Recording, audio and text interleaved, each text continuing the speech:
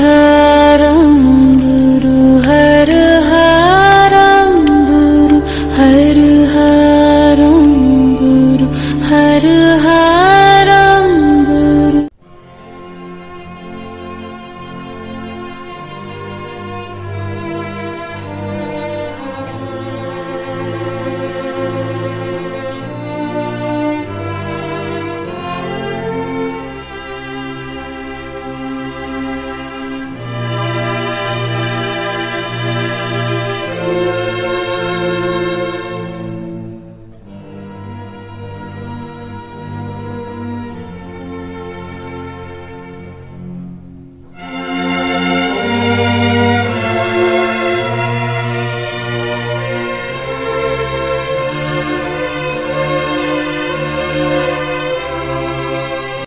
নমস্কার, the power of astrology Sumanta ji Chowdhury আমার YouTube চ্যানেলে আপনাদের সবাইকে স্বাগত।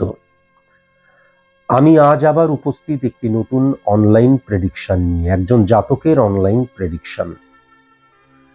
এই জাতকের মূলত যে প্রশ্ন সে আমায় প্রশ্ন করেছে সেটা হচ্ছে, পাত্রী দেখা চলছে, খুব সুন্দরী একটি পাত্রী দেখা হয়েছে। এখন বহুদিন ধরে সে আমার ইউটিউব চ্যানেল ফলো করে, তাই জন্য আমার পারমিশন পেলেই চার হাত এক হয়ে যায়।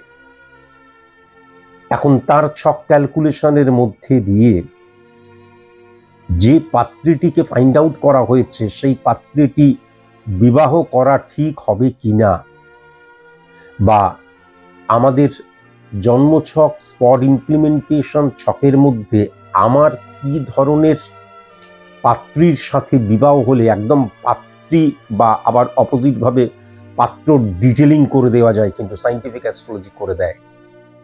এখন ব্যাপার হচ্ছে, যোগের কথাও বলে দেওয়া হয় যে কোন সময় বিবাহের যোগটা পজিটিভ রয়েছে, যে কোনো সময় তো বিবাহ করা যায়। চাইলে আজকে আমি কালকেই কাউকে বিবাহ করে নিতে পারি, কিন্তু বিবাহের যোগেই বিবাহ করতে হয়। এ প্রসঙ্গে অবশ্যই জানাটা প্রয়োজন যে কোনো অ্যাস্ট্রোলজার, সায়েন্টিফিক অ্যাস্ট্রোলজার বলে নয়, যে কোনো অ্যাস্ট্রোলজার আমার বিবাহিত জীবন যাতে ভালো হয় সেই নেগেটিভিটিকে অফ করতে পারে।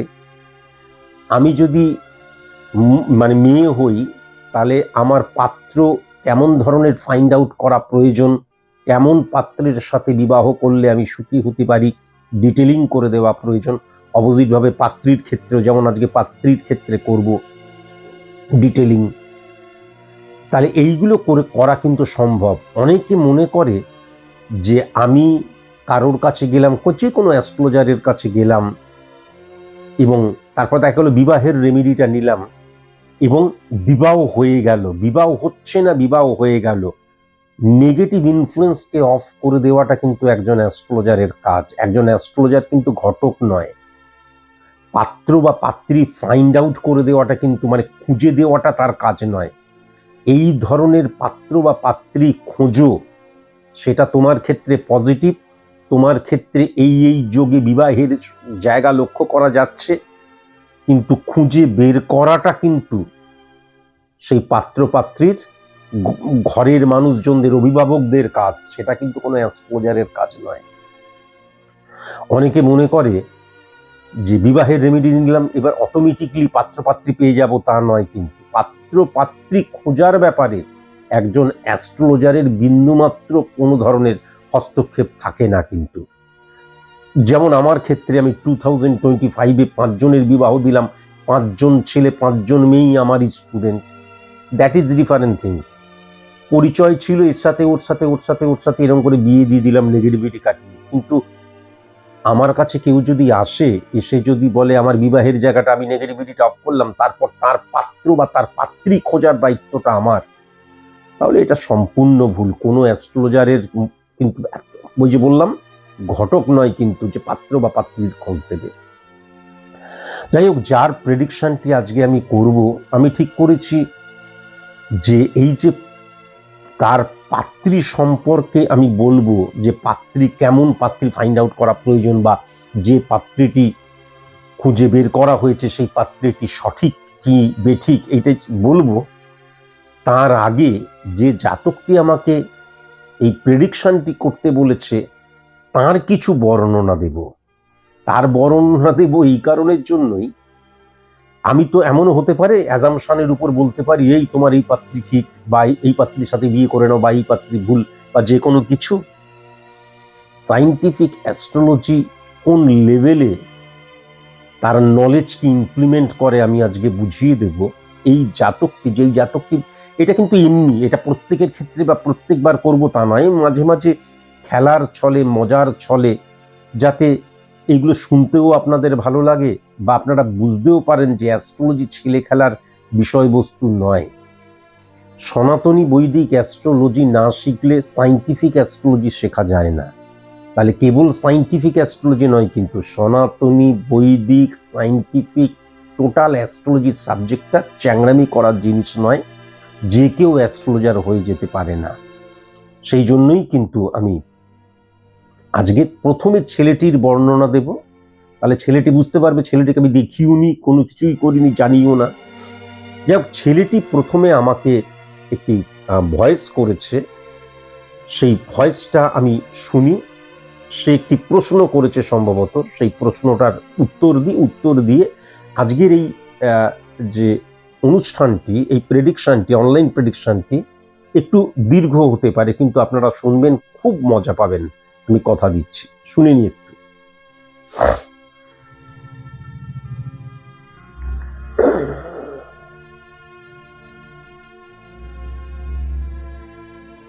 আসছে না রে ভাই, ভীষণ টাফ। এক সেকেন্ড। নমস্কার স্যার, প্রণাম নেবেন। আমি আপনার কাছে অনলাইনে প্রেডিকশন করাতে চাই, তাই জন্য আমি আপনার অফিস নাম্বারেও যোগাযোগ করেছি, এবং ওনারা যা যা বলেছেন সেই সমস্ত কিছুই আমি করেছি। আপনার কাছে শুধু আমার একটাই প্রশ্ন স্যার, মেন্টালি আপনি ভীষণ টাফ, শোনা যাচ্ছে না? মেন্টালি প্রচন্ড শক্তিশালী আপনি, এটা আপনার কথাবার্তাতেও বোঝা যায়, বা আপনার সম্পর্কে আমরা যতটুকু জানি, আপনি মেন্টালি ভীষণ টাফ। এই মেন্টালি টাফনেসটা আমাদের মধ্যে আসবে কি করে, কি করলে আমাদের এই যে সারাক্ষণ মেন্টালি টাফনেস, এই ব্যাপারটা থাকবে, যদি একটুখানি আমাদের বুঝিয়ে দেন খুব ভালো হয় স্যার। আমার প্রেডিকশন করতে করতেই আপনি এটা বোঝাবেন না, আপনি অসাধারণ বলতে পারেন, শুনতে ভীষণ ভালো লাগে, তাই জন্য আমার প্রেডিকশন করতে করতেই আপনি এটা বুঝিয়ে দেবেন স্যার। ধন্যবাদ স্যার, প্রণাম নেবেন।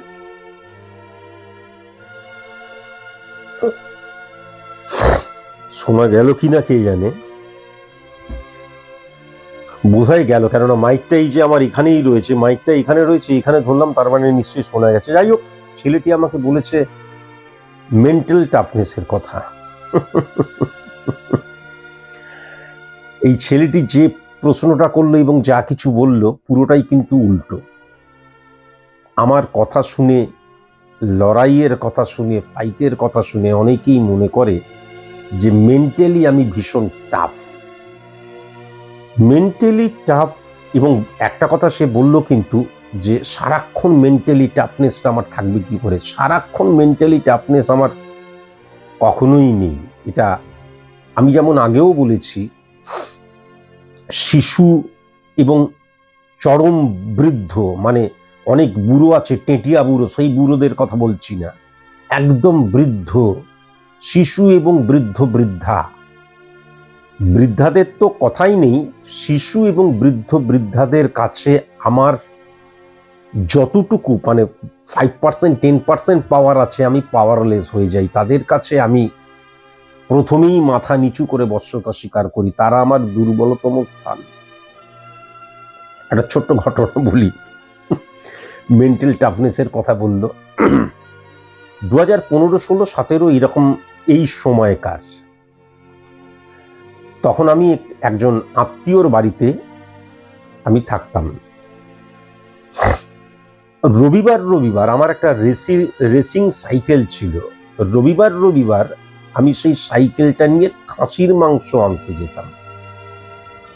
এবার খাসির মাংস আনতে যাওয়ার আগে কচুরি, তরকারি, জিলাপি নিয়ে তারপর সে খাসির মাংস কেটে রাখতো, আমি মাংসটা নিতাম।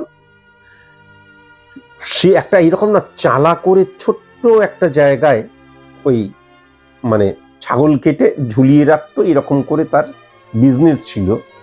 আমি বোধহয় 6 মাস 7 মাস আগে সেই স্থান দিয়ে আবার গেলাম, 2025-এ গেলাম। তার এখন রমরমা অবস্থা। সেখান থেকে আমি অনেক দিন আগে অন্য আরেকটা জায়গায় চলে গেছি। আমি বারবার ধরে বলেছি আমি তো যাযাবর মানুষ, ঘুরে ঘুরে বেড়াই, তো সেটাও একদমই অন্য স্থানে ছিল। যাই হোক, ঘটনাটা বলি, ওই 2015, 16, 17 এবার আমি যখন সেই মাংস নিয়ে পাড়াতে ঢুকতাম, আমি একটু অতিরঞ্জিত করে বা মনের আবেগ আমার এমনিতেই বেশি, শিশুসুলভ আচরণ আজও আমার রয়েছে। মানুষ এত নির্দয় নিষ্ঠুর, তাই জন্য তাদের নিষ্ঠুরতা আমাকে পাষাণ বানিয়ে ফেলেছে। কিন্তু আমি খুব সরল টাইপের মানুষ, সেদিনও ছিলাম, আজও। তো আমি যখন সাইকেল নিয়ে ঢুকতাম, কচি পাঁঠা, আজকে কচি পাঁঠার ঝোল খাবো, এরকম প্রত্যেক রবিবার বলতে বলতে ঢুকতাম। আর আমি রবিবার দিনকেই কেবল কিন্তু খাসির মাংস খেতাম। তা এইটা শোনার পর মানুষ আমাকে যে কোনো কারণেই হোক, আমার সান্নিধ্যে যারা আসে আমাকে ভালোবাসে। তো পাড়ার সমস্ত মাসিমারা, কাকিমারা, মানে আমারই বয়সী, আমি নর্মালি বলছি, বৌদিরা, দিদিরা, বোনেরা, বৌমারা, তারা সবাই তখন কি করতো, ওই শুক্রবার শনিবার দিন বলতো, আমার জন্য 500 খাসির মাংস নিয়ে আসবেন না, আপনি কোথা থেকে নিয়ে আসেন, দারুণ মাংস। আমি কিন্তু শুধু মুখে বলি, তারা তো আর জানে না দারুণ মাংস, কিন্তু তারাও বলতো আমার জন্য 500 নিয়ে আসবেন না, এক্স মাসিমা 500 মাংস নিয়ে আসবেন না, ওয়াই মাসিমা 700 মাংস নিয়ে আসবেন না, জেড মাসিমা আমার জন্য 1 কিলো মাংস নিয়ে আসবেন না। এরকম করে প্রায় 6-7 জন কাকিমা, মাসিমা, বৌমা, দিদি, বোন, হ্যাঁ, তারা আমাকে বলতো, তারা টাকা দিত, আমি একটা কাগজের মধ্যে লিখতাম এক্স মাসিমা 500, এরকম করে লিখতাম। লিখে আমি যখন যেতাম তখন এটা ধরিয়ে দিতাম। ওই যে মাংসের যার বিজনেস ছিল, সে খুব ভালো লোক ছিল, কোনো গ্রাম থেকে হয়তো আসতো, খুব ভালো লোক ছিল। আমাকে প্রতিদিনই বলতো যে একটু চা খেয়ে যান, একটু চা খেয়ে যান, একটু চা খেয়ে যান। কেননা তার বিজনেসও কিন্তু কম হতো না, 6-7 জন, 5-6 জন তো প্রত্যেক রবিবার বলতো, মাঝে মাঝে কিন্তু 8-9 জনও হয়ে যেত। তাহলে তারা যদি 500-1 কিলো করে মাংস নেয়, আর আমার মাংস সব শুদ্ধ অনেক মাংসই হতো। তো আমি এরকম করে লিস্টটা ধরিয়ে দিয়ে চলে যেতাম। সে মাংস সব রেডি ফেডি করে উপরে প্রথম অক্ষরটা লিখে রাখতো। দেখা গেল সুমন্ত দা, তাহলে এস বলে লেখা থাকতো। আর যদি কোনো কারণে একই অক্ষর দিয়ে দুজনের নাম হতো, তাহলে কিন্তু সেই নামটা সে বাংলায় লিখে রাখতো, বুঝতে অসুবিধা হতো না। প্রথমে একটা কালো চিকচিকির মধ্যে সে মাংসটা দিত, তারপর একটা সাদা চিকচিকির মধ্যে সেই নামটা সে পেন দিয়ে লিখে রাখতো, তাকে বলাই ছিল। তো যাই হোক, এরকম করে চলছিল মোটামুটি। এই মুহূর্তে আমার ঠিক মনে পড়ছে না, কোনো একটা উৎসব বা কোনো একটা কিছু একটা ছিল তার আশেপাশে, বা সেই দিন এরকম হবে। সেদিনকে প্রায় 10-12 জন, মানে আমি কিন্তু ঘটনাটা বলছি 2015, 16, 17 এই সময়কার, 10-12 জন, মানে ওই পাড়ার মাসিমা, হ্যাঁ, কাকিমা, জেঠিমা, দিদি, বোন, বৌমা, হ্যান ত্যান, এরা সবাই 10-12 জন বলেছে ওখান থেকে মাংস নিয়ে আসার জন্য। এবং সত্যি সত্যি মাংসের কোয়ালিটি অনবদ্য ছিল। তো এখন আমি গেছি, এবার হিউজ মাংস রয়েছে। বলছে, দাদা একদম চিন্তা করবেন না, দাঁড়ান, আজকে একদম মানে কচি একদম পাঁঠা আজকে কেটে দেবো আপনার জন্য, একদম কচি পাঁঠা কেটে আপনাকে একদম ফ্রেশ মাংস দেব। কচি পাঁঠা, এতদিন ধরে বলে এসছি আজকে কচি পাঁঠা খাবো। তো 6-7 জনের ভিড় ছিল। তো আমি লিস্টটা দিয়ে আমি বললাম, ঠিক আছে, আমি কচুরি ফচুরিগুলো নিয়ে আসি। নিয়ে এসে বলছে, হ্যাঁ ততক্ষণ আপনি নিয়ে চলে আসুন, কেননা এখন তো অনেক ভিড়, নিয়ে আপনি আসুন। এবারে কচুরি, তরকারি, জিলিপি সব কিনেছি। কিনে যখন এসছি তখন 3-4 জনের আর বাকি রয়েছে। তো আমাকে বসতে বলেছে একটু সাইড করে। এমনি সাধারণত যে ওই খাসির যে দোকান হয়, হ্যাঁ খাসির মাংসের যে দোকান হয় ওরকম নয় কিন্তু, কেননা ওই উচ্চ পর্যায়ে তখনও সে যায়নি, এমনি নর্মাল একটা গুমটির মতন করে। এবার সাইডে বসতে বলেছি, কোনো অসুবিধা নেই। তো আমাকে বলেছে চা খাবেন? আমি দেখলাম টাইম হচ্ছে, হ্যাঁ একটু চা খাওয়া যেতে পারে। পাশেই খুব সুন্দর চা করতো, এলাচ দিত, ছোট এলাচ এরকম দিত, খুব সুন্দর চা। তো সে চাটা দিয়েছে, দিয়ে আমাকে বলেছে এই 3-4 জন আছে, চলে যাক, তারপরে একদম কচি পাঁঠা কেটে আপনাকে একদম কচি, একদম আজকে একদম কচি মাংস আপনাকে দেবো, চোখের সামনে দেবো। ঠিক আছে, ওই দেখুন বলে একটা ছোট্ট বাচ্চা ছাগলের বাচ্চাকে দেখাচ্ছে, ওকে এইটাকে কাটবো। এবার আমি চা খেতে খেতে এরকম উঁকি মেরেছি, চা খেতে খেতে উঁকি মেরে দেখলাম সাদা ফুটফুটে একটা ছোট্ট ছাগলের বাচ্চা, একদম ছোট্ট নয়, মানে মোটামুটি ছাগল বলা যেতে পারে না, ছাগলের বাচ্চা। আমরা তো অত পাঠাপাঠি উটি অত কিছু বুঝি না ভাই, মাংস নিতে গেছি, মাংস, তাই জন্য ছোট্ট ছাগলটা, তার না আমার এখনো মনে আছে ওই দড়িটাকে নারকোলের দড়ি বলতো, লাইলনের দড়ি নয় কিন্তু, নারকোলের দড়ি দিয়ে তার এই পিঠের এই জায়গাটা বাঁধা, সে না পাটা এরকম তুলছে, এরকম করে লাফাচ্ছে, খেলার মতন করে আমার দিকে লাফাচ্ছে। আমি যেই তার দিকে তাকিয়েছি,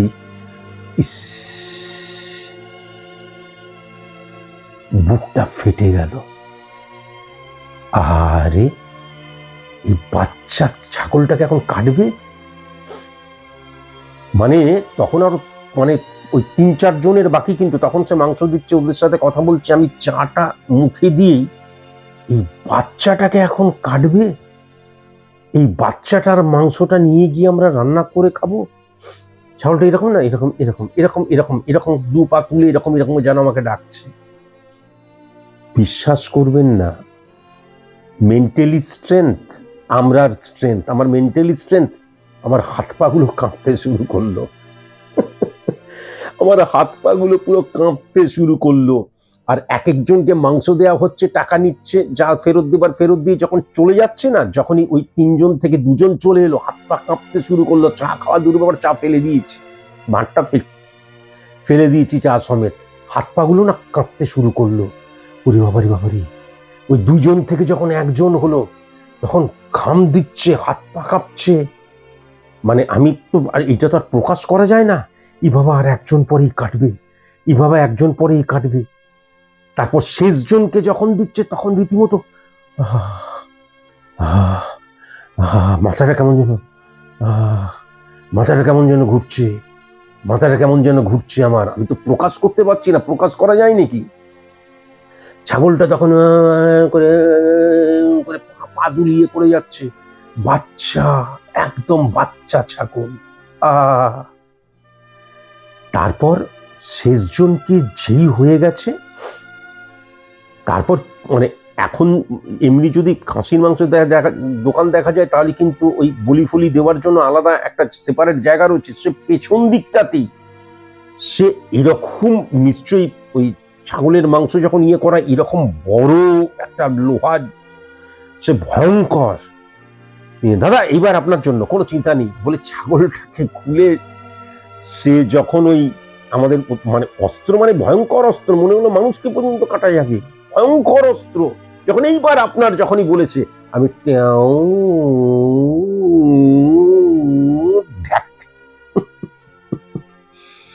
একদম মানে অন গড বলছি, মিথ্যে কথা বলছি না, আমি সেন্সলেস হয়ে গেলাম।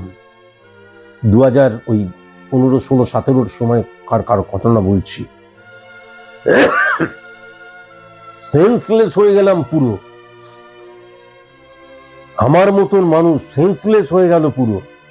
এবং তারপর যখন, কেননা ওইখানকার কাছেই, খুব একটা দূরে তো ছিল না, কেউ চিনেছে, আমার যখন ঘুম ভাঙলো, তখন আমি দেখলাম, মানে তখন কটা বাজবে, 1:45 বা এরকম ধরনের বাজবে, তখন দেখছি আমি আমার বিছানায় শুয়ে রয়েছি, লোকে লোকাকার। যদিও পরবর্তীকালে কিন্তু সেই মাংস আর কাটা হয়নি, মাংসর টাকা সবাইকে আমি ফেরতই দিয়ে দিয়েছিলাম, কেউ ফেরত নিতে চাইছিল না, থাক সবাইকে ফেরত দিয়ে দিয়েছিলাম। এবং তারপর থেকে কিন্তু আমি বিশ্বাস করবেন না, আমার স্টুডেন্ট রয়েছে যারা মুরগির মাংসের বিজনেস করে, অন্তত কিছু না হোক 50 থেকে 55 জন, কিন্তু মুরগি কাটা দেখলেও আমার হাত পা কাঁপে। মিথ্যে কথা আমি বলি না, মেন্টাল টাফনেস, আমরা টাফনেস। মুরগি কাটা দেখলেও আমার হাত পা কাঁপে, আমি এটা সহ্য করতে পারি না। এবং তারপর থেকে আমি আজ পর্যন্ত কখনো মাংসের দোকানে গিয়ে মাংস কিনিনি। এমনি কোথাও গেলাম, আমি মুখে অনেক কথা বলি কিন্তু যে মাংস ভাত কিন্তু মুখে অনেক কথা বললেও আমার প্রিয় খাবার হচ্ছে আলু সেদ্ধ মাখা। আলু সেদ্ধ একটা হচ্ছে কড়াইয়ে মানে পেঁয়াজটা ভেজে আলু সেদ্ধের মধ্যে ফেলে সেটাকে মাখা, মুসুর ডাল, সেখানে কিন্তু শুকনো লঙ্কা থাকবে না, কাঁচা লঙ্কা এবং পেঁয়াজ ফোড়ন দেওয়া, গরম গরম, আর ভাত। এটা হচ্ছে সবচেয়ে প্রিয় খাবার। ওই আলু সেদ্ধর পরিবর্তে আলু পোস্ত হতে পারে, সেটাও আমার প্রিয় খাবার। সোয়াবিন আমার ভীষণ প্রিয় খাবার, হ্যাঁ, অত্যন্ত প্রিয় খাবার। তারপর পটল পোস্ত প্রিয় খাবার রয়েছে, আলু পোস্ত তো বটেই, বেগুন পোস্ত প্রিয় খাবার, বেগুন কালো সর্ষে না, বেগুন সাদা সর্ষে দিয়ে প্রিয় খাবার। মাংস আমি খুব একটা পছন্দ করি না, এটা বেশিরভাগ মানুষই জানে না, আমার স্টুডেন্টরাও জানে না, মাংস আমি একদম বেশি পছন্দ করি না। এবং আমি মানে তারপর থেকে আজ পর্যন্ত কোনোদিন মাংসের দোকানেও যাইনি। এবং ওই এখন দেখা গেল কোন রেস্টুরেন্টে গেছি, ফিরছি হয়তো কোনো কাজ থেকে বা ঘুরতে গেছি, সেখানে এমনি মাংস দিল, আমি কিন্তু যদি 4-5টা মাংস থাকে, একটা থেকে 1.5টা বা 2টোর বেশি আমি খাই না, আমি তুলে দিই। আমি মাংস খুব একটা পছন্দ করি না, মুখে বলি খাসির মাংস বাদা, এমনি একটা খেলাম 2টো খেলাম সেটা আলাদা, রান্না করা হলে তাও ঠিক আছে, কিন্তু আমি কাটছে বা ঝোলানো রয়েছে সেটা দেখলে পরে আমি আর খেতে পারি না। এমনি গল্পটা বললাম। যেমন আমি খুব সত্যি কথা, এটা আমি তো বড় হয়েছি সাদা কালো জীবনে, সাদা কালো ছিল, তখন মোবাইল ছিল না, তখন টেলিভিশন ছিল না। তো আমরা যেখানে ছিলাম সেখান থেকে একটু দূরে 3-4টে গ্রাম ছিল, গ্রামের বন্ধুরা ছিল। তো তখনকার গ্রাম আর এখনকার গ্রামের মধ্যে কিন্তু অনেক পার্থক্য রয়েছে। আমি যেমন গ্রামে যখন মানে ওদের যখন কালী পুজো হতো, তখন কি করতো, ওরা একটা ছাগল কিনলো, তো ছাগলটা কিনে মানত করত, 1টা বা 2টো বা 3টে মানত করত, এবং সারা বছর ধরে সেটাকে কিন্তু খাইয়ে পরিয়ে তাদেরকে কিন্তু বড় করত, এবং তারপর কিন্তু বলি দেয়া হতো। হ্যাঁ, সনাতনী চিন্তা ভাবনায় এখন অনেক সন্ন্যাসী বলে বলি প্রদত্ত বা বলি দেওয়াটা, মানে মায়ের কাছে বলি দেওয়াটা এটা নিয়ম। এটাকে আমি জীবনে কোনোদিন মানি না। আমি তো আগেও বলেছি, ছাগ বলি মানে হচ্ছে ষড়ঋতু। তো যাই হোক, আমি তখন বোধহয় 6-7-এ পড়তাম, তখন প্রথম আমি ওই বলি দেওয়া দেখেছিলাম, ঢাঙ্কা বাজা ঠাং ঠাং ঠাং ঠাং, তার মধ্যে বলি দিচ্ছে। আমি সেদিনও কিন্তু অজ্ঞান হয়ে গিয়েছিলাম, দাঁতে দাঁত লেগে গিয়েছিল, অজ্ঞান হয়ে গিয়েছিলাম। এবং আপনারা বিশ্বাস করবেন না, তারপরের মানে সেই দিনের পর থেকে আজ পর্যন্ত কখনো আমি কোনো মন্দিরে যাইনি বলতে পুজোর সময় কোনো মন্দিরে যাইনি, কখনো কোনো দিন যাইনি। কেননা তারপরে কিন্তু আমার মন্দির আতঙ্ক ফোবিয়া হয়ে গিয়েছিল, মন্দির কাঁসর ঘন্টা বাজলেই মনে হতো যেন হচ্ছে। তার জন্য কিন্তু আমার ট্রিটমেন্ট পর্যন্ত হয়েছিল। আমি প্রাণী হত্যা বা আমি মারামারি হত্যা, মানুষকে বকাঝকা দিতে পারে, মানুষের নর্মালি এমনি তোকে আমি দেখে নেবো, কিন্তু আমি হত্যা জিনিসটাকে বিন্দুমাত্র পছন্দ করি না। আমি হোয়াটসঅ্যাপের মধ্যে হোক, সামনাসামনি হোক, আমার স্টুডেন্টকে যখন কখনো জটিয়ে তোর মুখ ছেড়ে দেবো, এই করবো, আর কি মারছিস, মেরে ফাটিয়ে দেবো, হয়তো কখনো বললাম, সেই সময়টাই হয়তো বললাম, সেটা হোয়াটসঅ্যাপের মধ্যে দিয়ে হতে পারে, সেটা কিন্তু আমার সামনাসামনি চেম্বারেও হতে পারে। পরবর্তীকালে যখনই তার সাথে আমার দেখা হয়, আমি তাকে জড়িয়ে ধরি, ছেলে হোক মেয়ে হোক যেই হোক, সন্টু রাগ করেছিস, আমি তোর ভালো চেয়েছিলাম, মন্টু সন্টু আমার সন্টু রাগ করেছে, সন্টু আমার সন্তান, সন্টু বাবা মনে করে ক্ষমা করে দিস মন্টু, এইটা কিন্তু বারবার ধরে আমি বলি। সুতরাং তুমি যে টাফনেসের কথা বলছো, সফল হওয়ার জন্য নিজেকে উপযুক্ত করা, সফল হওয়ার জন্য নিজেকে সঠিক মতন ইমপ্লিমেন্ট করা, হার না মানা মনোভাব, এই জিনিসটা কিন্তু আলাদা। আর মেন্টাল টাফনেসের কথা তুমি যদি নর্মালি সাধারণ জীবনে বলো, তাহলে আমার মতন কোমল মানুষ, আমার মতন নরম মানুষ, আমার মতন স্পর্শকাতর মানুষ, আমার মতন আবেগী মানুষ 140 কোটি মানুষের ফাইন্ড আউট করলেও তুমি পাবে কিনা সন্দেহ। যেটা সত্যি সেটাই বললাম, আমি মারাত্মক মেন্টাল টাফনেস নেই, আমার নেই। মানুষ মানুষকে আঘাত করবে, একটা মানুষ যখন একটা মানুষকে যখন মারছে, তখনই আমার মনে হয় এই মানুষটাকে মারছে তো, মারছে মানে এমনি হিট করছে কথা বলছি। আর প্রাণী হত্যা বা হত্যা করা এই জিনিসটাকে আমি কোনোভাবেই মেনে নিতে পারি না। যখনই এই হত্যার কোনো নিউজ পাই, কোনো কিছু পাই, আমার হাত পা কাঁপে, কষ্ট হয়, মনে হয় ইস যদি এমন কিছু হতো যে এরকম চাবির রিংটা ঘুরিয়ে দিলাম, ফুস করে আমার ভেতরের পাম্প শেষ হয়ে গেল, আমি সমাপ্ত হয়ে গেলাম, তাহলে তাই করতাম। কেননা সেই জীবন, সেই জগৎ, সেই সংসার, সেই সমাজ, সেই রাষ্ট্র বা সেই জায়গাটাইতেই আমি কখনো মেনে নিতে পারি না যেখানে একজন মানুষ, আমি আরেকটা মানুষ অপরিচিত ফাট ফাট ফাট ফাট হয়তো মারছে, আমি মেনে নিতে পারি না। আর যদি তুমি একদম মেরে ফেলার কথা বলো, এটাও আমি মেনে নিতে পারি না, এটাও আমি মেনে নিতে পারি না। তা বলে কি খাদ্য খাদকের, তা বলে কি বাঘ হরিণের সাথে সম্পর্ক করবে, তা বলে কি মানুষ তার রুচিসম্মতভাবে খাওয়া দাওয়া করবে না, তা নয়। পুরোটাই আমি মেনে নিতে পারি না। মেনে নিতে পারি না মানে আমি অত্যন্ত কি বলবো, মানে মেন্টালি দুর্বল টাইপের মানুষ। তুমি মেন্টালি টাফনেসের কথা বলেছো, আমি অত্যন্ত মেন্টালি দুর্বল টাইপের মানুষ। অনেকক্ষণ ধরে বোঝালাম, এটা আমি অ্যাট লাস্ট আমি স্বীকার করছি, আমি অত্যন্ত মেন্টালি দুর্বল। আমি ভীতু কাপুরুষ কিন্তু নয়, কিন্তু আমি মেন্টালি দুর্বল। আমি ভালোবাসাকে, মানে প্লেটোনিক লাভকে, মানে আমার বাবা সন্তানের ভালোবাসা বলতে সুবহ সে লেকার শাম তক, শাম সে লেকার সুবহ তক মুঝে প্যার করো, সেই ভালোবাসার কথা বলছি না। আমি মায়া, মমতা, ভালোবাসা, শ্রদ্ধা, ভক্তি এইগুলোকে মেনে চলি। তাই জন্য আজকের দিনে আমার মনে হয় আমি নিষ্প্রয়োজন। কেন আমি বেঁচে রয়েছি মাঝে মাঝে মনে হয়, আজকের দিনে তো আমি নিষ্প্রয়োজন। এই জগৎ সংসারটা তো আমি যেইটাকে বিশ্বাস করি, যেই জগৎ সংসারটা সেরকম নয়। আজকালকার যুবা সমাজ সেই ধরনের নয়। আজকালকার যে কোনো ক্ষেত্রে আমি যে ধরনের মানুষ, আমি এখানে অ্যাডজাস্ট করতে পারছি না। তাই জন্য আমার মনে হয় আমি কেন বেঁচে রয়েছি। বেঁচে রয়েছি কারণ আমি চাইলেই তো আর লটকে পড়তে পারি না, তাই জন্য বেঁচে রয়েছি। কিন্তু আমি যেই সমাজ, রাষ্ট্র, দেশ, আমি যে জগৎ সংসারটাকে চিন্তা করেছিলাম, সেখানে কখনো খুনোখুনি থাকবে না, মারামারি থাকবে না। সেখানে গুরুজনদের প্রতি প্রত্যেকটা, মানে যারা অনুজ, যারা তাদের শ্রদ্ধা ভক্তি থাকবে। আজকালকার দিনে তা আছে কি? তা নেই। তোমার সামনেই তোমার হাঁটুর বয়সী একটা ছেলে সিগারেট খেয়ে চলে যাচ্ছে, আপনাকে আমি চিনি না, আপনাকে আমি পুছি না। যদি কারো পরিচিত হতো তাহলে হয়তো সে লুকাতো বা ফেলে দিত। এইটা কখনো আমরা জীবনে কোনোদিন করতে পারবো? আজকের দিনেও যদি আমি কখনো সিগারেট ফুকি, যদি আমার সমবয়সী বা আমার চাইতে একটু কম বয়সী কিন্তু চুল দাড়ি পাকা, আমি তখনও লুকিয়ে ফেলি। এই শিক্ষাটাই আজকালকার দিনে নেই। এই সমাজ, এই রাষ্ট্র, এই দেশ, এই জগৎ সংসার, এই পরিবেশ পরিস্থিতি আমার জন্য নয়। আমি অত্যন্ত সফট, অত্যন্ত কোমল এবং দুর্বল। আমি এই দেশটাকে মন্দির করতে চেয়েছিলাম, মানে আমার স্বপ্ন দেশে মন্দির স্থাপন করা নয়, দেশটাকে মন্দির করে তোলো। কর্ম যেখানে পুজো হবে, তাই না? যদি ভুল বলে থাকি নিজ গুণে ক্ষমা করে দেবেন। আজকালকার অনেকের তো অনেক খারাপ লাগে, কিন্তু আমি অত্যন্ত স্পর্শকাতর। এই পুরো কথাটা কিন্তু আমার কথা।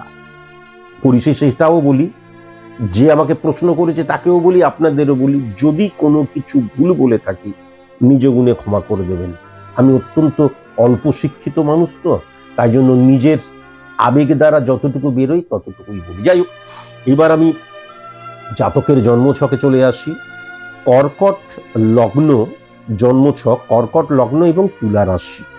1 নম্বর ঘরে রাহুর অবস্থান, রাহু বসে রয়েছে। 2 নম্বর ঘরে নেপচুন, 3 নম্বর ঘরে শুক্র, প্লুটো, বৃহস্পতি, 4 নম্বর ঘরে চন্দ্র এবং মঙ্গল, 5 নম্বর ঘরে কোনো গ্রহ নেই, 6 নম্বর ঘরে শনি এবং বুধ, 7 নাম্বার ঘরে রবি এবং কেতু, 8 নাম্বার ঘরে কোনো গ্রহ নেই, 9 নাম্বার ঘরে কোনো গ্রহ নেই, 10 নাম্বার ঘরে কোনো গ্রহ নেই, 11 নাম্বার ঘরে কোনো গ্রহ নেই, 12 নাম্বার ঘরে ইউরেনাস 1 2 3 4 5 6 7 8 9 10 11 12। হ্যাঁ, 12 নাম্বার ঘরে কিন্তু ইউরেনাস, আর 2 নাম্বার ঘরে নেপচুন, আর 3 নাম্বার ঘরে প্লুটো। Very nice. এবার যদি আমি স্পট ইমপ্লিমেন্টেশন ছকটি লক্ষ্য করি, তাহলে 1 নাম্বার ঘরে অর্থাৎ কর্কটের ঘরে বৃহস্পতি, সিংহের ঘরে ইউরেনাস নেপচুন, 3 নাম্বার ঘরে প্লুটো, কন্যার ঘরে, তুলার ঘরে রাহু চন্দ্র শনি, 4 নাম্বার ঘরে, 5 নাম্বার 6 নাম্বার ঘরে কোনো গ্রহ নেই, 7 নাম্বার ঘরে অর্থাৎ মকরের ঘরে শুক্র, যেটা আমি লক্ষ্য করতে পাচ্ছি, 8 নাম্বার ঘরে কোনো গ্রহ নেই, 9 নাম্বার ঘরে কোনো গ্রহ নেই, 10 নাম্বার ঘরে কিন্তু মঙ্গল বুধের অবস্থান এবং কেতু, 11 নাম্বার ঘরে কোনো গ্রহ নেই, 12 নাম্বার ঘরে রবি। 1 2 3 4 5 6 7 8 9 10 11 12। ইম্পর্টেন্ট ফ্যাক্টর যেটা হচ্ছে, আমি পূর্বেই কি বলেছিলাম, এই জাতকের স্পেসিফিক ভাবে আমি কিছু বলবো। এখন যদি আমি রাহুর অবস্থান দেখি, তাহলে রাহু কিন্তু 7 নাম্বার ঘরে শনি এবং রবির একত্রীকরণ। কেন না 7 নাম্বার ঘরটা হচ্ছে মকরের ঘর, তাহলে শনি এবং রবি মানে গ্রহণদোষ সৃষ্টি করছে। সেই শনি কিন্তু 6 নাম্বার ঘরে বৃহস্পতির ঘরে কিন্তু বুধের সাথে বসে আছে, তাহলে শনি বুধের কম্বিনেশন অত্যন্ত পজিটিভ রয়েছে। কিন্তু 7 নাম্বার ঘরে এই যে গ্রহণ দোষ, তার মধ্যে কেতু চলে আসছে, তাহলে রাহু এবং কেতুর মধ্যে যখন গ্রহণ দোষ চলে আসে, তাহলে নর্মালি সাইন্টিফিক অ্যাস্ট্রোলজি দ্বারা যেটা বোঝা যায়, চুলটা ভীষণ পাতলা হয়। হ্যাঁ, আমি হাঁটছি বা দেখা যাচ্ছে আমি দৌড়চ্ছি, পুরো চুলটা এরকম করে ঝাঁপায়, পুরো চুলটা, এবং চুলের কিন্তু কোনো শেপ থাকে না, দেখা যায় সামনে এসে পড়ে গেল, আবার তুললাম আবার সামনে এসে পড়ে গেল। হ্যাঁ, চুলটা ভীষণ পাতলা হয়, এটা লক্ষ্য করা যায়। এবং যেহেতু রাহুর অবস্থান এখানে অত্যন্ত মানে 1 নাম্বার 7 নাম্বার ঘরের মধ্যে মূলত রাহু দ্বারা ক্যালকুলেট করা হচ্ছে, তাই জন্য চুলটা কিন্তু কালো নয়, আমাদের যেমন কালো সেরকম কালো নয়, নর্মালি রং করে নয়, এমনিতেই ধূসর নয়, একটু লালচে টাইপের, কিন্তু কখনো পিওর কালো নয়। যদিও এইগুলো আমার তো রং করা, আমার ক্ষেত্রেও কিন্তু তাই, একদম যে পুরো কালো থাকে তা নয়, এই সমস্ত কিছুই রং ফং করা, এটা তো সবাই জানে এতদিনে, এগুলো সব রং করা। তাহলে প্রথম যেটা হচ্ছে, যে জাতকটি আমাকে মানে প্রেডিকশন করতে দিয়েছে, তার চুলটা কিন্তু ভীষণ পাতলা এবং লালচে টাইপের চুল। সে একটুখানি হাঁটলে, একটুখানি নড়লেই কিন্তু চুলটা দেখা যায় সামনে এসে পড়ছে, আবার ঠিক করতে হয়, এতটাই পাতলা চুল, এটা কিন্তু লক্ষ্য করা যাচ্ছে।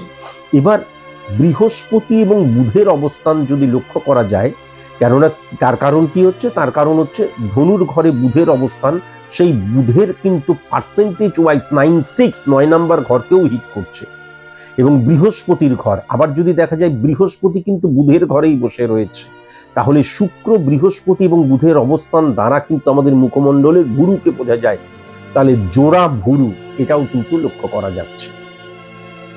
আবার যদি খুব ভালো মতো লক্ষ্য করা যায়, তাহলে এই যে মঙ্গল এবং শুক্রের অবস্থান, সেখানে কিন্তু 1 নাম্বার ঘরের অধিপতি গ্রহকে চন্দ্র এবং রাহুর অবস্থান চলে আসছে। কেন না 1 নম্বর ঘরের অধিপতি গ্রহ কিন্তু চন্দ্র, সেখানে রাহু বসে রয়েছে, আর চন্দ্র কিন্তু শুক্রের ঘরে বসে রয়েছে 11 নম্বর, এবং 4 নাম্বার ঘরের অধিপতি গ্রহ কিন্তু 3 নাম্বার ঘরে বুধের ঘরে বসে রয়েছে। তাহলে ডেফিনিট ভাবে বলে দেওয়া যায়, এই মানে এই জাতকটির কিন্তু, এর ওয়াইফের কথা বলছি না, এই জাতকটির কিন্তু গজদাঁত রয়েছে, একদম ডেফিনিট ভাবে বলা যায় গজদাঁত রয়েছে। কেমন? এইবার যদি আমি পিঠের অংশে চলে আসি, পিঠের অংশ দেখতে গেলে কি করতে হয়, 1 5 9 কানেকশনের মধ্যে কি কি পড়ছে। 1 নাম্বার ঘর চন্দ্র এবং রাহুর অবস্থান, 5 নাম্বার ঘর মঙ্গলের অবস্থান, সেই মঙ্গল 4 নাম্বার ঘরে রয়েছে। তাহলে কি 5 নাম্বার 4 নাম্বারের মধ্যে কিন্তু পরিবর্তন হলো, তাহলে কেন্দ্র এবং কোণের মধ্যে কিন্তু 5 নাম্বার ঘরের অধিপতি গ্রহ 4 নাম্বার ঘরে রইল, এবং 9 নাম্বার ঘরের অধিপতি গ্রহ কিন্তু 9 নাম্বার এবং 6 নাম্বার ঘরের অধিপতি গ্রহ কিন্তু 3 নাম্বার ঘরে রয়েছে, তাই না? 3 নাম্বার ঘরে কিন্তু রয়েছে।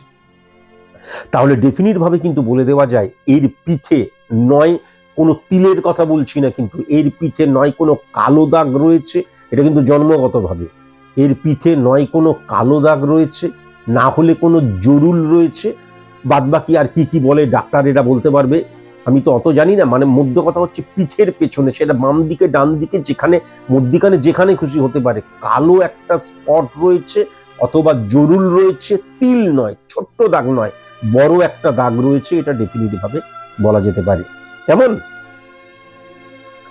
এবার রাহুর অবস্থানই যদি লক্ষ্য করা যায়, রাহু এবং রবির কানেকশন যদি লক্ষ্য করা যায়, রবি কিন্তু আবার খুব ভালো মতন 1 2 3 4 5 6 7 8 নাম্বার ঘরকে হিট করছে, তাহলে এই নোকের ডগাগুলো না ভেঙে ভেঙে ভেঙে ভেঙে ভেঙে যাবে। নোকটা বড় হলে তো যাবেই, হ্যাঁ, নোকটা বড় হলে তো যাবে। আমাদের নোকটা বড় হলে অনেক সময় কি হয়, নোক দিয়ে কিছু একটা এরকম ছাড়ানো যায়, সে কখনো ছাড়াতে পারবে না। এই জাতকটির কথা, যেই জাতকটি আমাকে যে ভয়েসে পাঠিয়েছিল সেই জাতকটির কথা বলছি, তার ওয়াইফের কথা বলছি না, এটা কিন্তু পরিষ্কার লক্ষ্য করা যাচ্ছে। কেমন? আচ্ছা, এবার ইম্পর্টেন্ট ফ্যাক্টর হচ্ছে, আমি যদি পায়ের জায়গাটা চলে যাই, তাহলে মঙ্গল এবং শুক্রের অবস্থান, সেই মঙ্গল কিন্তু 5 নাম্বার ঘরের অধিপতি গ্রহ এবং 11th হাউসকে শুক্রকে হিট করছে, সেই শুক্র কিন্তু নিচস্থ অবস্থায় রয়েছে। এবং যখনই শুক্র কোনো রকম নিচস্থ অবস্থায় থেকে কখনো নেগেটিভ গ্রহের আন্ডারে চলে আসবে, তার মানে ডেফিনিট ভাবে বাঁ পায়ের পাতায় নয় কেটে গেছিল, আর তা না হলে মানে দেখা যাচ্ছে ওখানে কেটে গেছিল, পরে ওখানে সেলাই ফেলাই করতে হচ্ছে, স্টিল নাও এখনো কোনো দাগ রয়েছে। একদম চ্যালেঞ্জ কা সাথ বলে দেওয়া যায়। এটাই কিন্তু হাতে যখন হবে, আমার হাতে যেমন এখানে দাগ রয়েছে, একটা লোহার রড ঢুকে গিয়েছিল, আমি তখন ক্লাস 1-এ না কিসে পড়ি। এটা কিন্তু বাঁ পায়ে তার কিন্তু কাটা দাগ রয়েছেই রয়েছে। তুমি আমাকে হোয়াটসঅ্যাপ মারফত অবশ্যই জানিও। পরবর্তী যদি আমার কাছে আছে বোধহয় আরো 2-3টি অনলাইন প্রেডিকশন, যখন আমি অনলাইন প্রেডিকশন করব, তুমি একটু বলো এই কথাগুলো সঠিক কিনা। এটা কিন্তু জাস্ট একটা খেলার ছলে করছি। আপনারা আবার প্রত্যেকে এসে বলুন তো আমার পিঠে কি রয়েছে বলতে যাবেন না। আমি প্রত্যেকদিন একটু নতুন করে অ্যানালাইসিস করি, যাতে আপনাদের শুনতে ভালো লাগে, জানতে ভালো লাগে। কেননা এটা একটা ভার্স সাবজেক্ট, সারাক্ষণ অঙ্ক পড়াবার মতন করে যদি আমি বলি, আপনাদের ভালো লাগে না আমি জানি, তাই জন্য একটু মজার ছলে বলছি। আমি যখন অ্যানালাইসিস করব, আমাকে আমার মতন করে করতে দেবেন। আপনারা কখনো বলবেন না বলুন তো আমার বুকে কি ধরনের তিল রয়েছে, কখনো বলতে যাবেন না। কেননা আমি এক এক দিন এক এক ধরনের অ্যানালাইসিস করি, যাতে মানুষের শুনতে ভালো লাগে। তাহলে এই জাতকটির বাম পায়ের পাতায়, মানে বাম পায়ের পাতাটাই কিন্তু একটা কোনো কাটা দাগ, এমন ভাবে যেটা স্টিল নাও এখনো সেই দাগটা কিন্তু রয়েছে। যেমন আমার হাতে কিন্তু এখনো স্টিল নাও বোঝা যায় যে ওখানে সেলাই করা হয়েছিল, বাচ্চা ছিলাম তখন।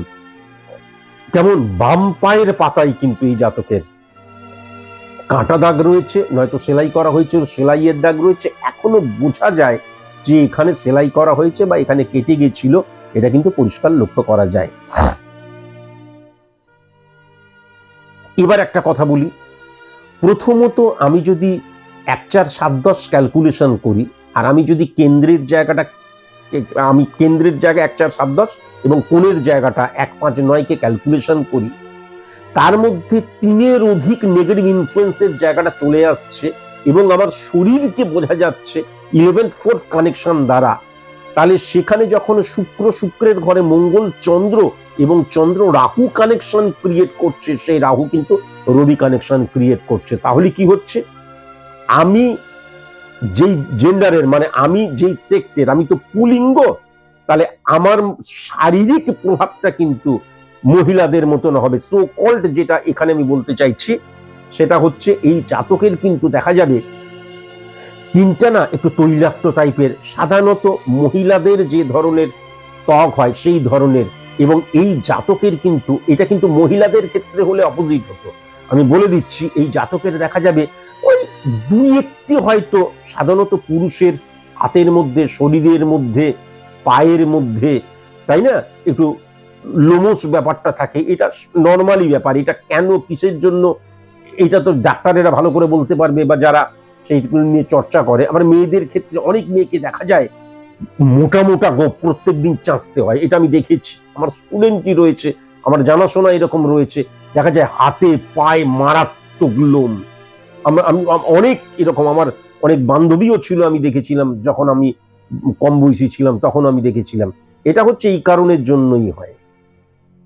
আর এই অবস্থান যখন ততটা হয় না, তখন কি হয়, তখন কিন্তু ততটা, যেমন অনেকের শরীরের মধ্যে একদম দেখা যায় যে মানে আমাদের আমাদের কি বলবো, মানে ভয়ঙ্কর রকমের মানে লোমের জঙ্গল হয়ে যায়, যেমন লক্ষ্য করা সুন্দরবন হয়ে যায়, একদম এত গায়ে হাত পায় এত বড় বড়, যেমন আমার শরীরের মধ্যে অতটাও নেই, একদম যে নেই তাও নয়, আবার অতটাও যে রয়েছে তাও নয়, কেমন, এটা নর্মালি বোঝাচ্ছি আর কি।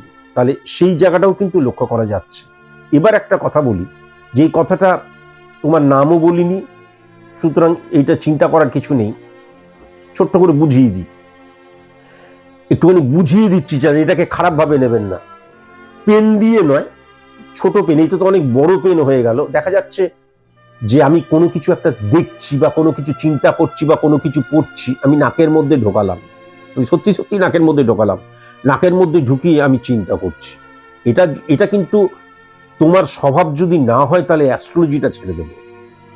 নাকের মধ্যে ঢুকিয়ে কোনো কিছু দেখছি, এটা কিন্তু তোমার হ্যাবিটের মতন। আমার যেমন অসুবিধা হচ্ছে তোমার অসুবিধা হবে না, তোমার হ্যাবিটের মতন। এরকম করে তুমি করলে তো, এরকম করে তুমি বলো তো, তুমি তো কম বয়সী নয়, তোমার বিবাহ হতে চলেছে, কিন্তু এই হ্যাবিট এরকম, তুমি কোনো কিছু দেখছো বা কোনো কিছু পড়ছো, কোনো কিছু করছো, তারপর সেটা নিয়ে তুমি মুখে দাও। তুমি অবাক হইও না, কিন্তু আমি প্রেডিকশনের মধ্যে দিয়ে এমন অনেক কিছু বলতে পারি যেটা অ্যাকচুয়ালি অ্যাস্ট্রোলজারদের বলা উচিত নয়, কিন্তু সব বোঝা যায়। অনেকে সায়েন্টিফিক অ্যাস্ট্রোলজারের কাছে এসে ভাবে সবকিছু লুকিয়ে ফেললাম, সব তো বললো না, সব আসলে বলা যায় না। সামনাসামনি থাকলে কোনো চরিত্রহীন বা চরিত্রহীনাকে বলা যায় না এই তুমি তো ক্যারেক্টারলেস। এটা আমি খানিকটা হলেও বলি, কিন্তু বেশিরভাগ বলা যাবে না। বললে কি আমি ক্যারেক্টারলেস, কে বলেছে আপনাকে, বলে চিৎকার চেঁচিয়ে শুরু করে দেবে। এই স্বভাবটা তোমার আছেই, এই স্বভাবটাকে তুমি ত্যাগ করো, তা না হলে বউয়ের কাছে বিরাট ঝাড় খাবে। মা বলতে বলতে ফেড আপ, বা ঘরের মানুষজন বলতে বলতে হয়তো ফেড আপ। এইটা কিন্তু তোমাকে ত্যাগ করার প্রয়োজন আছে। আরেকটা জিনিস আছে যেটা এখানে দেখাতে পারবো না, যদি পুরো শরীরটা দেখানো যেত তাহলে দেখাতাম। তুমি কোনো একটা কাজ করছো তো, কিছু একটা করছো, তারপরেই অ্যাবডোমেনে হাত দাও, একদম চ্যালেঞ্জ কা সাথ তুমি সত্যি কথা বলো।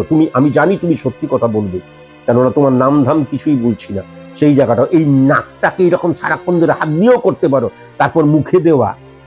আর এইটা কিন্তু আমি অনেকের স্বভাব দেখেছি, ভালো ভালো মানুষ, ভালো ভালো উচ্চতায় রয়েছে, মানে সাকসেসফুল মানুষ, কিছুক্ষণ পরপর একটু অ্যাবডোমেনটাকে মনে হচ্ছে যেন সেটিং করছে, অ্যাবডোমেনে হাত দিচ্ছে। কেন এরকম হবে? এই জায়গাটাও কিন্তু তোমার ক্ষেত্রে লক্ষ্য করা যাচ্ছে। আমি যে কথাগুলো বললাম, আমি তাহলে বৈশিষ্ট্যগুলো কি বললাম, আগেই ক্যালকুলেশন করা রয়েছে, তাই জন্য আমি এই যে আমার খাতার মধ্যে সব রয়েছে। তাহলে প্রথমত যেটা লক্ষ্য করা যাচ্ছে, তোমার, আমি কেন বোঝালাম অ্যাস্ট্রোলজিক্যালি, এবার আরেকবার বলে দিই। তাহলে তোমার বৈশিষ্ট্যগুলো কি কি বললাম, তোমার চুল, মাথার চুল অত্যন্ত পাতলা এবং কালচে নয়, মানে একদম পিওর কালো নয়, এটা তো রং করে কালো করেছি, লালচে টাইপের। দ্বিতীয় বললাম তোমার জোড়া ভুরু, তোমার ভুরু দুটো জোড়া। তৃতীয় বললাম তোমার গজদাঁত আছে। তারপরেরটা বললাম তোমার পিঠে কিন্তু কালো দাগ বা জরুল বা হোয়াটএভার যাই হোক আছে, বাঁচিল হতে পারে, কিন্তু তিলের কথা বললাম না। তোমার নোকের ডগাগুলো এমনিতেই ভেঙে যায়, বড় হলে দেখবে সেই নোক দিয়ে তুমি মাথাটাও পর্যন্ত চুলকাতে পারবে না, নোকটাই ভেঙে যাবে। বাম পায়ের পাতায় তোমার কোনো কাটা দাগ বা কেটে গেছিল সেলাই করার দাগ আজকের দিনেও বোঝা যাচ্ছে, রয়েছেই রয়েছে। এবং তোমার শরীরে কিন্তু খুব সামান্য লোম রয়েছে, তোমার শরীরে কোনো রকমের লোমই নেই, এটাও আমি দেখতে পাচ্ছি। এবং হাতে পায়েও কিন্তু সেরকম লোম নেই। এবং লাস্টে যেটা বললাম, যে কোনো কিছু চিন্তা করতে গিয়ে, কোনো কিছু দেখা যাচ্ছে পড়াশোনা করছো বা যখন কনসেন্ট্রেট করছো, তখন নাকটা, এইটা তোমার ব্যাড হ্যাবিটের জায়গায়, হাত বা পেন বা পেন্সিল নাকের মধ্যে নিয়ে তারপর সেটা মুখে দাও। এইটা। আরেকটা হচ্ছে 2-4 মিনিট অন্তর অন্তরই অ্যাবডোমেনে হাত দাও। এটা কিন্তু প্রচুর মানুষের হ্যাবিট আমি লক্ষ্য করেছি, অ্যাবডোমেনে হাত দেওয়া এবং এই যে নাকের মধ্যে এইটা করা, এইগুলো তোমার আছে। আমি যে যে বৈশিষ্ট্যগুলো বললাম, সেই বৈশিষ্ট্যগুলো যদি মনে হয় যে হ্যাঁ এটা আমার এবং আমার 3টে মিলল স্যার, তাহলে কিন্তু আমি মিথ্যাবাদী, তাহলে কিন্তু আমার প্রেডিকশনটা ভুল। 3টে মিলবে না, মিললে সবকটাই মিলবে, না মিললে একটাও মিলবে না। আমি অ্যাজাম্পশনে কোনো কিছু বলিনি, এবং তোমার জন্মছকও আমি পেয়েছি, মানে date of birth, time of birth, place of birth যখন পেয়েছি, এটা কিন্তু কোনো অ্যাজাম্পশনে নয়। তোমার যদি একটাও না মিলে বা দেখা যাচ্ছে এইটার অর্ধেকটা মিলেছে, তাহলেও কিন্তু আমি ভুল, পরিষ্কার কথা বললাম। এবার যদি এইগুলো প্রত্যেকটা 100% অ্যাকুরেট মেলে, তাহলে তোমাকে জানিয়ে রাখি যে এখন যে মেয়েটিকে ফাইন্ড আউট করা হয়েছে বিবাহের জন্য, সেই মেয়েটিকে কোনো মতেই তুমি বিবাহ করবে না। তুমি আমাকে বলেছো দারুণ দেখতে, ফটো দেখতে চাইলে দেখাতে পারি, দারুণ দেখতে স্যার, মানে একদম ফাটাফাটি দেখতে স্যার। মেয়েটি আমার কন্যা সমা, তাকে শ্রদ্ধা জানিয়েও বলি, আমি জানি এটাও তো আমাদের পুস্তকে রয়েছে, চোখের দাবে মিটলে পরে তখন খোঁজে মন, তাই তোরে বাই মনের আগে রূপে রাখিঞ্চন। আমি জানি, তবুও বলছি, ঘরণী কেবলমাত্র বাহ্যিক সৌন্দর্য দ্বারা ঘরণী ফাইন্ড আউট কখনো করো না, এটা চরম মূর্খামি। কেমন, এর পরেও অনেক এক্সাম্পল দিতে পারতাম, দেবো বলেও ঠিক করেছিলাম, কিন্তু আমার এখন মনে হচ্ছে দেওয়াটা উচিত নয়। কেননা সত্যি তো তোমরা আমার সন্তান তুল্য বা তার চাইতেও ছোট, তোমাদেরকে কোনো রকমের নেগেটিভ কথা বলা উচিত নয়। তাই জন্য কেবল সৌন্দর্য দ্বারা কখনোই কিন্তু, অন্তত জীবন সঙ্গিনী কখনো কিন্তু চয়েস করো না। তোমার বিবাহের পারফেক্ট সময় হচ্ছে 2026 সালের, অর্থাৎ এই বছর 22শে অগাস্ট থেকে 3 জানুয়ারি 2027 সাল। তোমার বিবাহের যে যোগ রয়েছে, আবার বলছি, তোমার বিবাহের যোগ রয়েছে 2026 সালের 22শে অগাস্ট থেকে 2027 সালের 3 জানুয়ারি, এই সময়টা। দ্বিতীয় যোগ হচ্ছে 2027 সালের 22শে জুলাই থেকে 8ই ডিসেম্বর 2027 সাল, এটা সেকেন্ড যোগ। তৃতীয় যোগ হচ্ছে 1 জুন 2028 থেকে 2028 13ই নভেম্বর। এই 3টে যোগের মধ্যে তোমাকে বিবাহ করতে হবে, তা না হলে সারা জীবনে আর বিবাহ করো না। কেননা যোগ বহির্ভূত বিবাহ কখনো জীবনে দাউ দাউ করে আগুন জ্বলে। আমার জীবনের সেই রিফ্লেকশন বুঝেছিলাম, তাই জীবনে কখনো আমি বিবাহ করিনি। এটা আমার এক্সাম্পলটাও আমাকে দিচ্ছি, কেননা অনেকে তো ভাবে আপনি কেন বলছেন।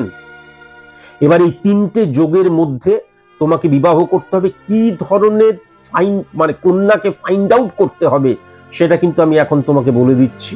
এবং নেগেটিভিটিটা তো অবশ্যই অফ করা প্রয়োজন রয়েছে, এবং তার জন্য তো আমাকে মানে রেমিডিয়াল প্রসেস অ্যাপ্লাই করতেই হবে বিবাহের ক্ষেত্রে। বিবাহের ক্ষেত্রে নেগেটিভ ইনফ্লুয়েন্স কেন না, শুক্র কিন্তু কন্যা রাশির ঘরে রয়েছে।